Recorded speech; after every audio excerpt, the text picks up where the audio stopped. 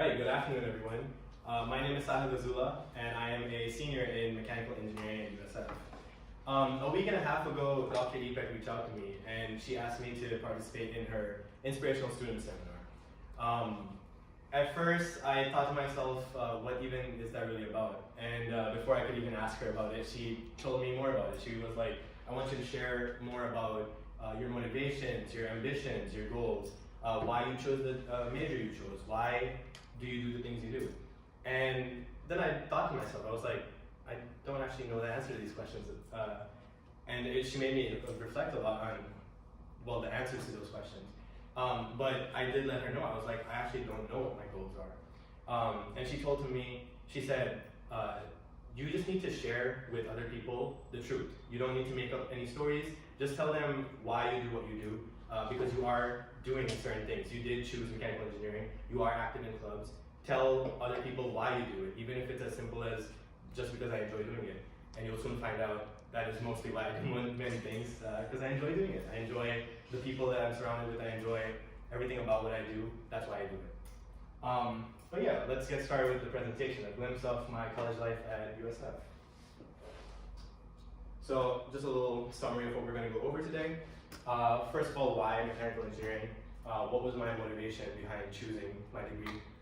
The clubs that I'm a part of, the main two clubs are Engineers Without Borders, EWB, and Robo Bulls, and I'll talk a little bit about them, how I joined them, and why I joined them, and why I decided to stay with them, and why they hold a very special place in my heart. Events, so some USF events organized by different clubs and organizations on campus, some memorable events and activities from those different organizations. Class experience, a little bit about my experience in the classroom and actual studying of school life. The future, scary future. What are my plans for the future for the rest of my time at USF, and of course after I graduate, because as I said, I'm a senior, I do graduate next semester, fingers crossed. And yeah, what I'm going to do after that. And finally, if nothing else, if I don't manage to motivate anyone, if I don't manage to inspire anyone, I want to leave you all with something that you can take away from this presentation. And so I'll just leave a little bit of advice that I wish I knew when I first moved in or started USF. But yeah, let's move on. Okay.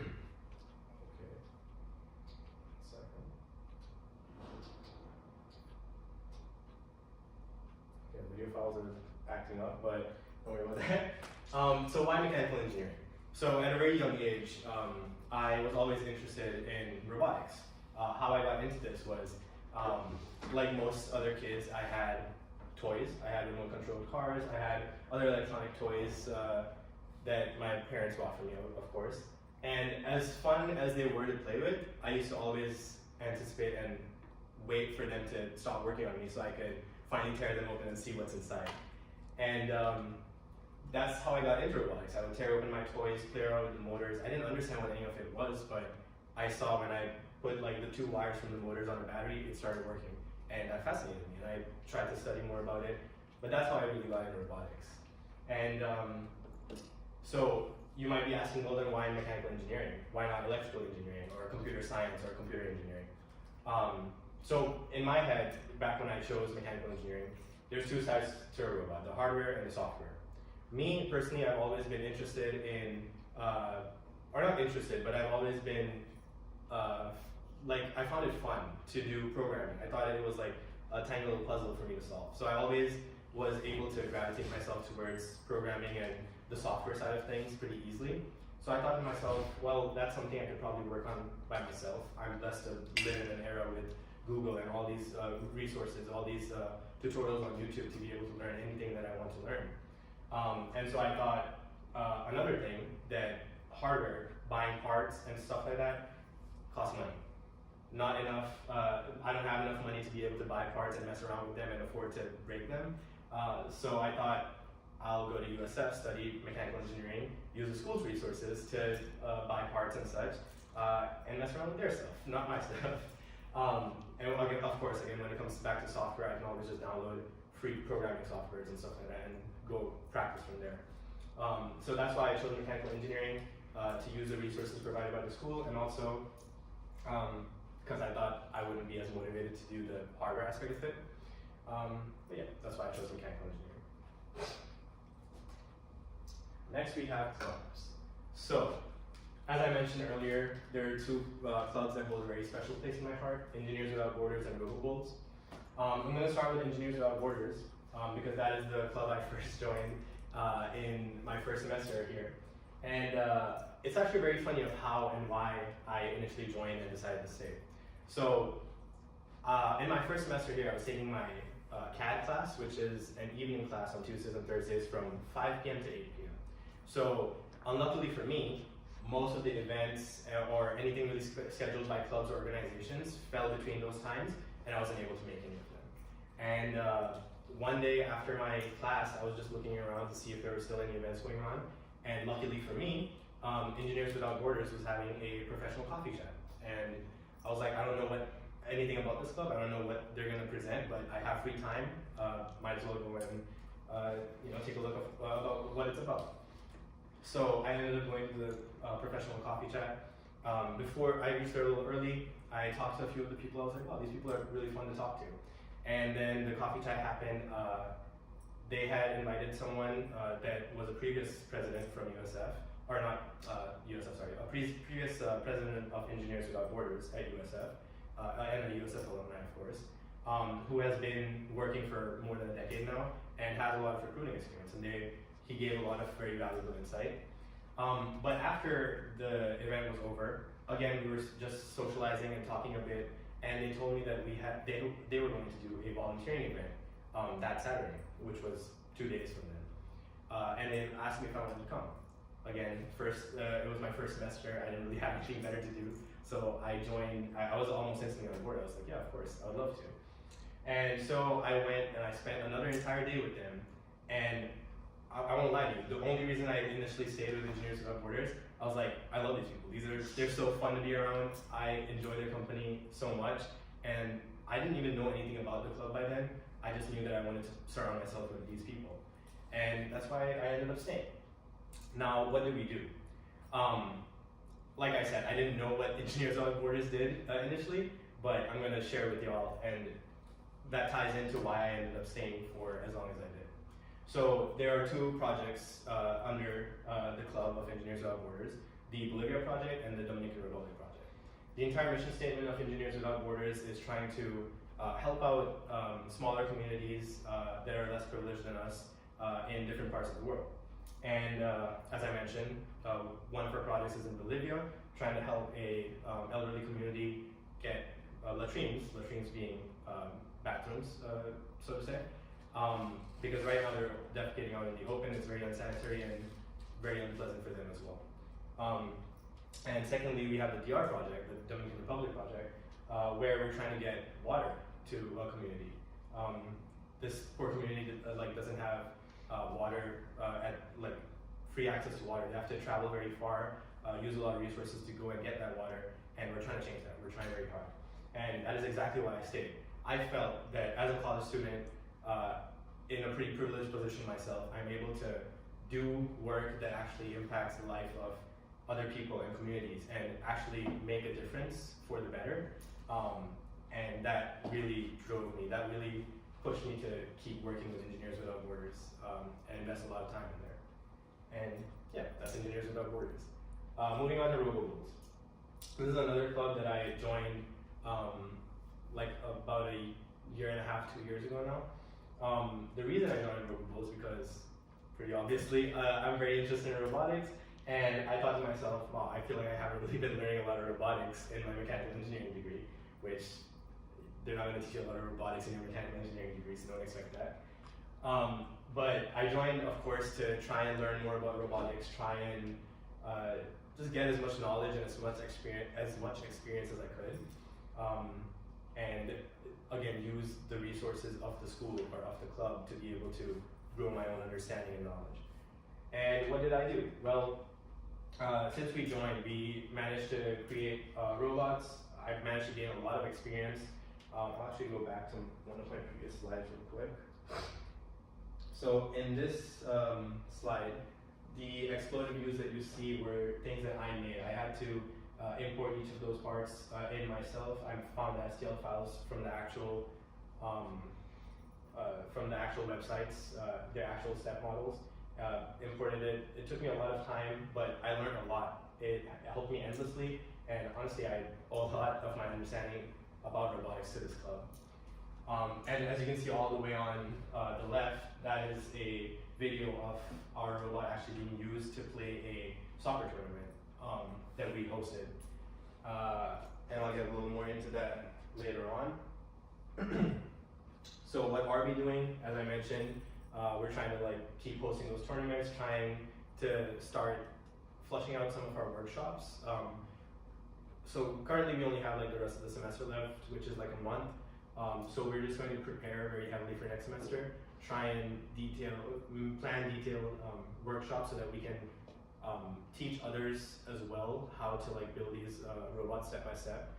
Because when I first joined, it was more kind of you do it by yourself. We offer you the resources, but now we want to try and teach, so it's a little more friendly for beginners. I feel like you can understand why I love them. I love not only the people, but also the things they do. These clubs have introduced me to people that I know will be lifelong friends of mine. There's a lot of people in this picture have already graduated. I still keep in touch with them. I have a couple of them actually coming to visit in a week, 2 weeks. I'm very excited. But yeah, like, again, the community is amazing, and the work we do, honestly, really moves my heart. Next, we have, oh my god.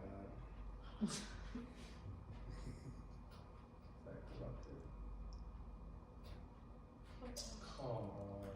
There's a video? Yeah, I mean, I guess it's more from, let's just put the picture up there, that's fine. All right, so next, events and leaving comfort zones. So before I came to USF, I studied in Belize. Representing Belize, I have a friend in the audience. But yeah, I was in Belize and I was a completely different person. I am basically unrecognizable from the person who I was in Belize. And I don't mean that only physically, I also mean that in terms of personality, I am a completely different person. And the reason that is because I push myself out of my comfort zones. I used to be very reserved back in Belize. I used to stay at home all day. I would either be watching movies or playing video games. I'd just be in my room. I would study once in a while, but I would never really socialize. I wouldn't really go outside. And yeah, I don't know what happened once I came to USF, but I was like, okay, I'm in college, gotta put myself out there. And put myself out there, I did. In a couple of pictures, you can see me and my friends performing on stage. I had never held an instrument or a stringed instrument in my entire life. This performance right here, 4 days before this performance, I picked up a bass for the first time in my life, and I decided I'm going to play on stage 4 days after that. And I have stage fright. I get at least a little nervous, just like most people do. When I got on that stage, I didn't feel a single drop of fear in me. I was just so ecstatic to be on stage with my friends, doing something so memorable with all of them, something that I would remember for the rest of my life, something that is just so fun to me. Even to this day, like remembering the nights that we were practicing, it just holds such a special place in my heart. And that's what I want for all of you to do. Put yourself out there. At worst, you'll have a bad experience, but I think it's worth the risk if the reward could be an amazing experience. Experiences where you can never forget them for the rest of your life. I forget bad things on the daily, but there's some good memories that I will never be able to forget. But yeah, basically, just try and push yourself to get out of your comfort zone, go to any event as you can, and just participate as much as you can. College is the perfect time for that. Next, class experience. Senioritis. I found out today, this is actually a word in the Oxford Dictionary. I swear, I thought my friends were just using this word, but it made perfect sense. But it's an actual word in the Oxford Dictionary. People just use it enough that it's a thing now. But, so senioritis is defined as losing motivation once you enter your senior year. I have been facing this. As soon as the semester started, I felt myself kind of pulling away from wanting to study, pulling away from being as active as I used to. And the main reason for this is just feeling that I'm just retaining information, getting more information, and never really getting to apply that anywhere. It hit me a little more when I started my internships. And I felt like, first of all, I'm not really using anything that I learned. I felt like that, at least, that I wasn't really using anything that I learned from all of my classes. And even if I did, like, the internship would teach me from scratch again the way they wanted me to do it. So I never felt like I was able to apply myself unless I was working. So my motivation had kind of pulled away because of that. But I'm very excited to actually start a job, kind of get my degree, start a job, and be able to actually apply what I've learned in college, actually apply what I've been in college for 4 years for. But yeah, I just wanted to talk a little bit about that. But I have a couple of tips for students or freshmen or sophomores. Ask your junior and senior friends about professor recommendations and class recommendations. There is a lot that I would be able to, a lot of advice I would be able to give my mechanical engineer friends here. I would be able to give you a lot of advice about what professors to take, what classes to really make sure you pay attention and learn, because they are referenced later on. There's a lot of tidbits I can give you, so make sure you're talking to juniors and seniors and kind of getting some insight from them about later years. And first day attendance is mandatory. I knew this, but I also learned it the hard way. Do not get dropped from your classes. It is a bit of a process to get back into your classes. I was lucky. My professor, he was super chill. He was like, yeah, just send them an email. They'll send me an email. I'll put you back in the class. But you might not be as lucky. You don't have to go for the rest of the year. Just at least go for the first one. Go for the rest of the year also, but more importantly, go for the first one. All right, sorry, I'm gonna move on. Anyway, future plans.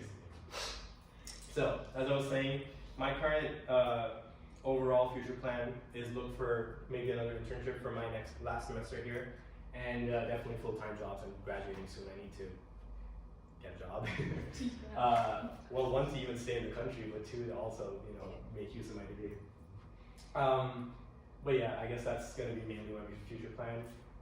As I mentioned earlier, for Robables, we're trying to, again, flesh out some workshops and reorganize these tournaments on a larger scale, try and get more participation, get more funding, and kind of grow this tournament.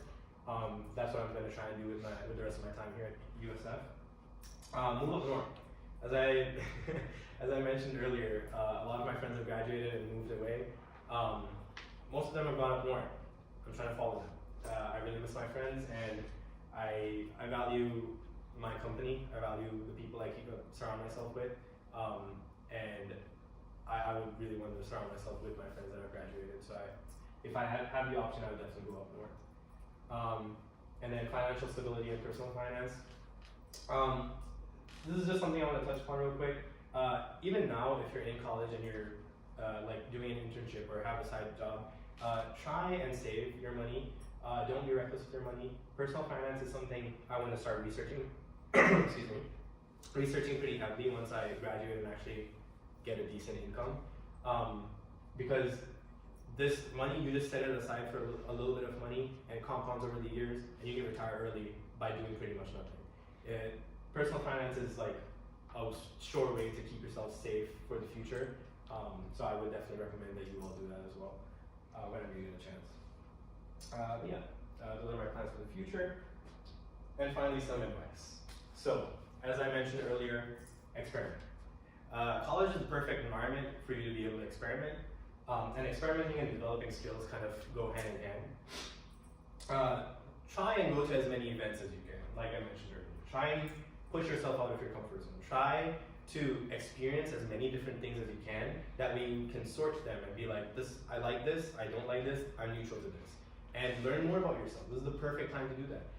Your school offers you so many resources, this is the perfect place. Like USF College, these are the perfect places to be able to experience as much as you can. Once you move on and you're settled down, you won't be able to experience as much as often. So try as much as you can while you're in college and learn more about yourself. And finally, some resources. Make use of USF resources. Your fees have paid for a lot of things. I'm going to cover some of them in the next slide. Excuse me. But your fees have paid for a lot of things. So just make sure you're using them, because there's a lot of things that you might not even know about. And again, I'll try and cover in the next slide. So a list of these resources. If anyone wants the presentation, I'll try and share it however I can. But there's a couple of hyperlinks under the. So the text that is underlined are hypertext that will lead you to different resource pages for USF specifically. But for campus life, with your ID, you can ride buses for free. You have a lot of student discounts. Like if you can also get Uber discounts for driving safety or something. Almost every shop around campus, you can just ask for a student discount, and all you have to do is show your ID, and they just give you like 10% off, 20% off, $5 off. It's amazing. And make sure you're using it. We're all college students. I'm pretty broke. I don't know what y'all these help me out a lot. Free printing up to $3 a day. My friends, they have a conference coming up. They wanted to print out 8 copies of their resumes. They just went at like 11:50. Okay, this is a little bit of a hack, right? So every at midnight, the free printing resets, so you can print for $3 again. So my friends just went at 11:55 p.m. Used all their $3 to print as many of their resumes as they could. Waited for it to be midnight, printed the $3 worth again, and then asked for a couple of friends to use their IDs too, and just printed out a bunch of resumes, and it didn't cost them a cent. So make sure you're using that service. And then student services. There's tutoring services if you're academically struggling. You can you make use of these tutoring services. USF Award Spring, there's a lot of scholarships. If you're financially struggling, make sure you apply to these scholarships. Award Spring, it's a portal where you will fill out a survey, and they basically cherry pick for you which scholarships you are eligible for. All you have to do after that is like fulfill the last requirements, which might be like an essay for each scholarship or something. And it does pretty much all of it for you in one spot, and it's the perfect place to apply for scholarships. Make sure you're applying. It doesn't hurt to apply. You can't. They won't take money away from you if you don't get the scholarship. But yeah. And finally, USF Riverfront Park and Bike Shop. A lot of people don't know. So I actually work here. A lot of people don't know it exists. USF Riverfront Park is actually separate from campus, but it is considered a part of campus. Like it's considered USF campus.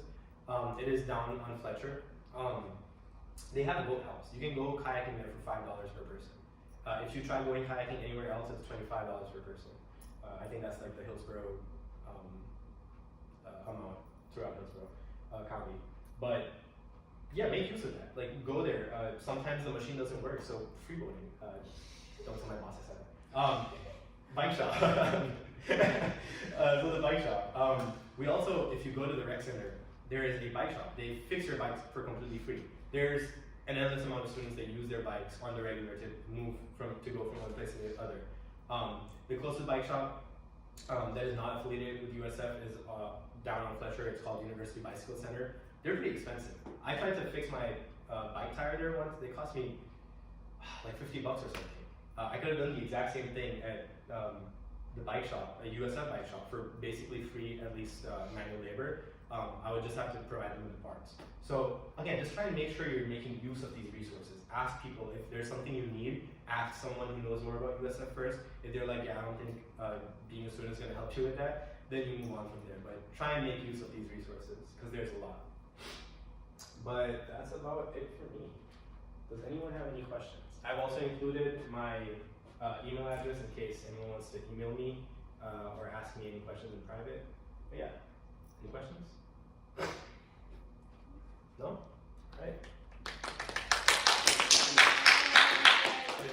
I have a question. Yeah. So you have said that you kind of lost motivation because you started an internship and you didn't find any correlation between the things you learned and the things you need to do in the internship.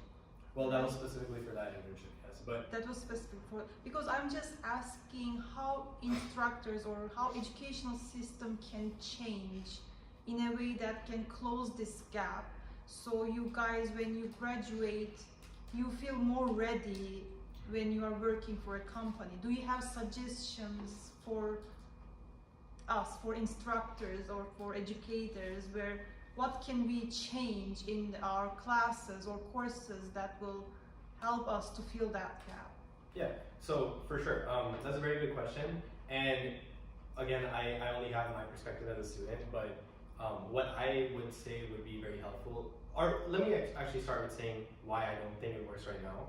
I feel like we're very, there's no connect, there's a very big disconnect between like what we learn in school and then the way we apply it in the real world. Right now in school, like there's a lot of professors, I have some really good professors that understand this, and they will let us use all of the resources. They'll let us use our notes, or like that we have jotted down ourselves, if not the internet. Like no professor is gonna let me use the internet because they still want to make sure you understand what you're studying. But my own notes, instead of having to memorize them, if I can just refer to my own notes, that makes a lot of sense to me, because that's what I'll be doing in the real world too. If there's something I don't know, I'll probably try and like look it up in a book or something. But I feel like a lot of restrictions are put up on us that wouldn't be there in the real world, which I feel are a little unnecessary, because there's a lot of professors that they're like, okay, I'll allow you a formula sheet, but you can only use one side of the paper, even though there's like so many formulae. Or there's professors that say, yeah, you can't memorize any, or like you have to memorize all your formulae. Or yeah, just like there's a lot of restrictions in that case. So I feel like there's a big disconnect between like the actual way we learn things in school and the way we apply them during jobs and internships and like in real life, I guess. And another thing, kind of the same thing of like trying to understand how we will be using what we're learning. So a really big reason I enjoyed physics and engineering opposed to math is because it's just applied math. Like I understand why I'm learning the math, because it's being translated into the real world. Like if I throw a ball, I kind of know conceptually what is happening behind it and why it's happening. So that's why I like that it's applied. But now that I actually need to like go get a job, I need to understand how I'm going to apply what I'm learning in class to, it doesn't even have to be a job that I will get, but I want to know how it's being used, how people in the real world are using what I'm learning right now to just do something, whatever it is. But with that disconnect, it feels a little pointless to me, because I'm like, well, I'm learning all of this, but what if like I don't know why I'm learning it? So yeah, I hope that answered your question. I just kind of rambled a little bit, but good. Another question is, in that bike shop, do they repair electric scooters? Because I have one. So that's very good. Oh, sorry. I will use it in campus. Yeah, no, electric scooters are really good. We don't actually though. There was that's a very good question. I should probably mention this. Electric scooters, anything electric, we have stopped like taking into the building first of all. So USF bike shop is inside the rec center. We have been having some issues with spontaneous combustion of lithium-ion batteries in these like scooters or electric bikes or stuff like that. And for that reason, USF is getting really strict about even letting these vehicles inside the building. If you walk into the rec with your scooter and the staff member sees you, they will ask you to leave it outside. So for that reason, one, we don't really work on it.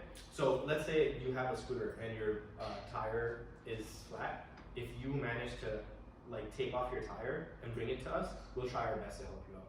But second thing, we don't have all the proper tools for scooters. I tried replacing the tube of a scooter. It's actually a lot harder than a bike, because you need like clamps to like, because the scooter is a lot smaller wheel and the rubber is a lot stiffer. So you have to like get clamps to actually like pop it out and replace the tube. It's like we don't really have the tools for that. And I feel like if you're gonna get it replaced anyway, might as well do it by a professional instead of us kind of ruining it. But yeah, no, we don't do electric stuff anymore. Okay, thank you. Of course. Any Thank more you, questions, Sahil. comments, concerns? All right, thank y'all so much.